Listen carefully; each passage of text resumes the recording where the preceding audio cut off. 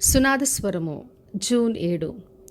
పేరు పెట్టి నిన్ను పిలిచిన ఇశ్రాయేలు దేవుడైన యెహోవాను నేనే అని నీవు తెలుసుకున్నట్లు అంధకార స్థలములో ఉంచబడిన నిధులను రహస్య స్థలములోని మరుగైన ధనమును నీకిచ్చెదను.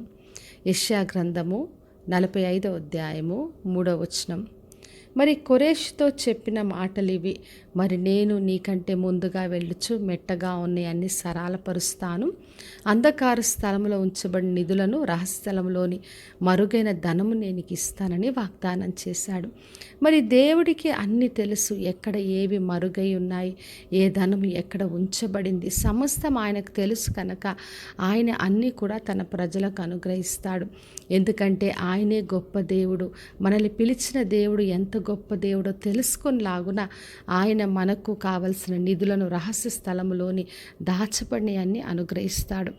మరి ఆదికాండం 49వ అధ్యాయం 25వ వచనం రాయబడి ఉంది. మరి క్రింద దాగున్న అగాధ జలముల దీవెనల గురించి. మరి ప్రభు దీవించినప్పుడు ఆయన అన్ని దీవెనలతో నింపుతాడు. పైనుండి దీవిస్తాడు, క్రింద ఉన్న అగాధ జలపు దీవెనలతో నింపుతాడు. మరి ఎవరిని దేవుడు ఆశీర్వదించినా, ఏ పని అప్పగించినా అన్ని విధాలుగా నిధులను అన్ని సమకూర్చి నడిపిస్తాడు. ఎందుకంటే మనం ఈ లోకంలో ఏ పని చేయాలన్నా, అది మందిర పనైనా, కుటుంబ విషయాలైనా, చదువులైనా, ఉద్యోగం, వ్యాపారం, మనం ఏ పని చేయాలన్నా కూడా మనకు నిధులు కావాలి. కావలసినవి అన్నీ కూడా దేవుడు మనకు అనుగ్రహించి నడిపిస్తాడు. మరి కొలస్సీయులకు రాసిన పత్రిక 2వ అధ్యాయం 3వ వచనం రాయబడి ఉంది. బుద్ధి జ్ఞానముల సర్వసంపదలు ఆయనలో గుప్తములై ఉన్నాయని. మరి దేవుళ్ళో నిధులే కాకుండా బుద్ధి జ్ఞాన సర్వ సంపదలు ఆయనలో ఉన్నాయి.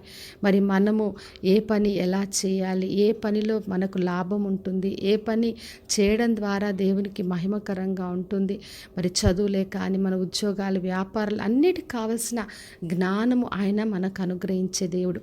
కాబట్టి నా ప్రియ సహోదరి సహోదర, ఏ విషయంలో అవసరత ఉన్నా అధైర్యపడొద్దు.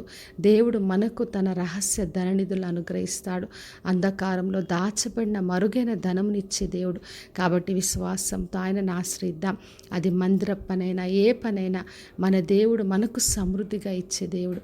కాబట్టి విశ్వాసంతో ఆయనను ఆశ్రయించి ఆయన ద్వారా గొప్ప మేలును, ఆ నిధులను పొందుకుందాం. ప్రార్థన చేసుకుందాం. పరలోకమందున మా తండ్రి, మా దేవ, ఈరోజు ఇచ్చిన వాగ్దానం కొరకే వందనాలు.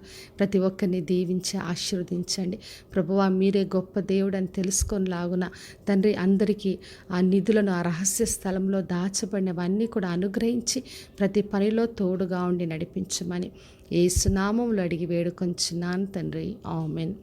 ఈ శుభవచనము వినుచున్న ప్రతి ఒక్కరి జీవితంలో నెరవేర్చబడునుగాక. నేను మీ ప్రియ సహోదరి మంజులాచరణ్.